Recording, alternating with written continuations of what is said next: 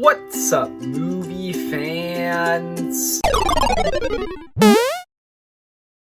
Guys, so last week, at the time I'm recording this, Cobra Kai Season 5 came out, and I finished it a few days ago, and so I'm gonna give you guys my thoughts on it.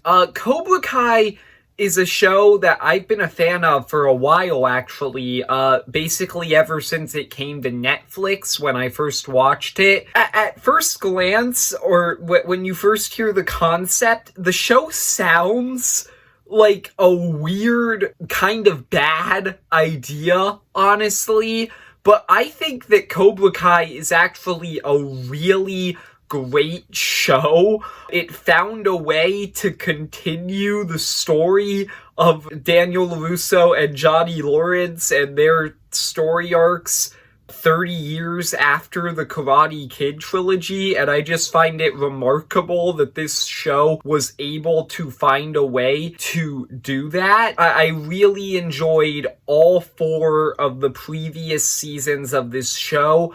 I wanted to review Cobra Kai Season 3 and Season 4 because those 2 seasons came out after I had become a fan of the show, but they both came out at very inconvenient times for me, so I wasn't able to make reviews of them. But Cobra Kai Season 5 has finally come out at a time where I can actually review it. So here we go. I'm gonna go into everything I liked, everything I disliked, and then my final score. I will be going into spoilers in this video. I don't normally make spoiler-free reviews for TV show seasons, because you could technically just watch it right now, so yeah. But anyway, getting in to everything I liked about this season. I think that this season does a very great job with all of the characters, or at the very least,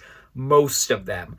And honestly, I think that this season actually does a great job at giving characters nice conclusions to their character arcs. Like, this season legitimately feels like, with all of its different characters, it concludes a bunch of story arcs and problems that they've been working through since season 1. Just going through all of them. Daniel, he finally learns how to balance his karate sensei life with his regular life this season, which he's been working towards since the beginning of the show. Daniel and Johnny finally find a way to combine their styles this season. Johnny reconciles with Robbie. Johnny also has this nice story arc where he finds out that Carmen is pregnant, and he's working to make sure that he doesn't fail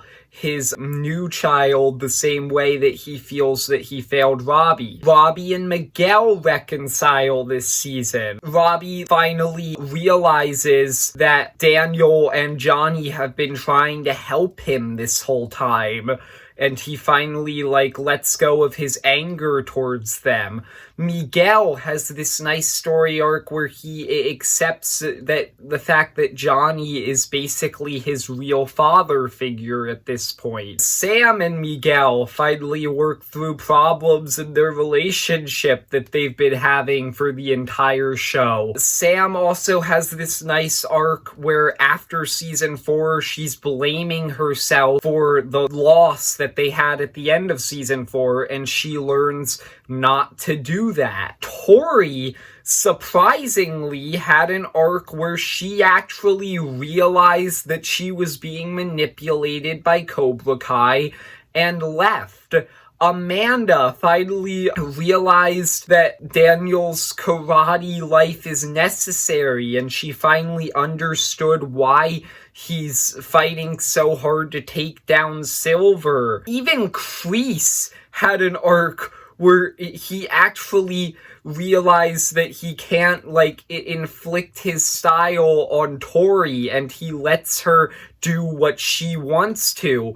And the Cobra Kai students, after realizing that Silver cheated in the tournament, actually leave Cobra Kai. Like, this season feels like it concludes all of these different character arcs in incredibly satisfying ways. You also have Chosen, who becomes a main cast member this season, and he was very enjoyable. I thought he stole every scene that he was in. Chosen was just fantastic this season. Terry Silver, not a lot new happened with him, but I just think that Terry is a really great character in this show overall, because in Karate Kid Part 3, Terry wasn't a great character. He was way too over the top and ridiculous to take seriously. But in this season, or in this show, he's a lot more grounded, easy to take seriously, but he's also very threatening. So I just think that Terry Silver has been a great villain in his time on this show. Really, the only characters who don't go through massive, conclusive character arcs this season are Hawk and Dimitri. And I would actually argue that their character arcs were concluded in season 4. So yeah, this season just did a great job with all of these different characters. Additionally, I thought the fight sequences this season were great. Cobra Kai has always been great with their action sequences. They're very well choreographed. This season was no exception. Just all of the action was enjoyable. And the season's also pretty funny at times. That's also been a thing with Cobra Kai. Basically, since the beginning, it can be really funny at times. And this season is really funny at certain points. So yeah, that's everything I liked about Cobra Kai Season 5. Now getting into some of the things that I disliked. There's not a lot of stuff, but there is a little bit of stuff that I didn't like about Cobra Kai Season 5.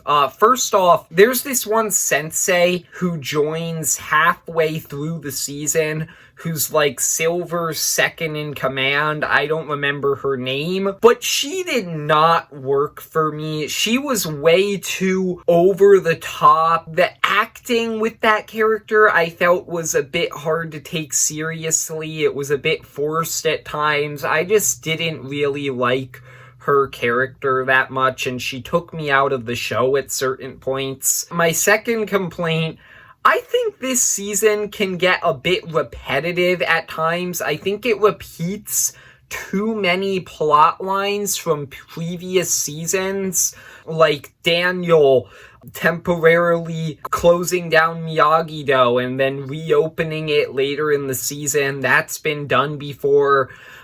Daniel going way too far with his whole pursuit to take down Cobra Kai, and Amanda gets mad at him for it. That's been done in this show several times before. The whole thing about Cobra Kai and Miyagi-Do competing at a tournament, that was just done last season.